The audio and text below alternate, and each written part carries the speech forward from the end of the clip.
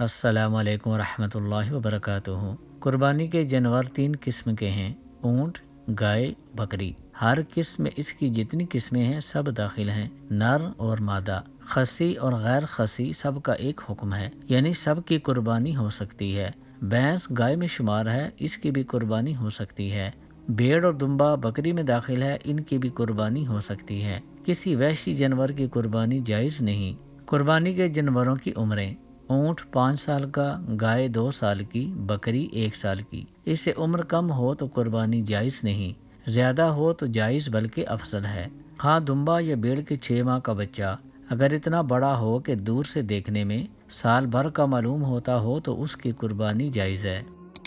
ہرنی وحشی جانوروں میں سے ہے اور وحشی جانور کی قربانی جائز نہیں۔ وحشی جانوروں میں سے کسی جانور کی قربانی جائز نہیں ہے۔ یہ ضروری نہیں ہے کہ جس جانور کا کھانا حلال ہو اس کی قربانی بھی جائز ہو۔ دیکھیے، 1 برس سے کم عمر کا بکرا، 2 برس سے چھوٹا بچڑا، 5 برس سے کم کا اونٹ، کھانا حلال ہے لیکن ان جانوروں کی قربانی جائز نہیں۔ قربانی جائز ہونے کے لیے شرعی دلیل ضروری ہے، صرف عقلی دلیل کافی نہیں۔ لہٰذا ہرنی چاہے مانوس ہو گئی ہو تب بھی اس کی قربانی جائز نہیں۔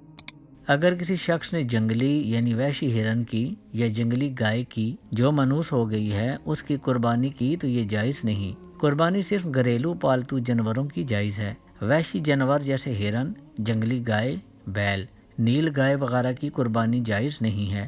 البتہ نیل گائے حلال ہے، ذبح شرعی کے بعد اس کا گوشت کھایا جا سکتا ہے۔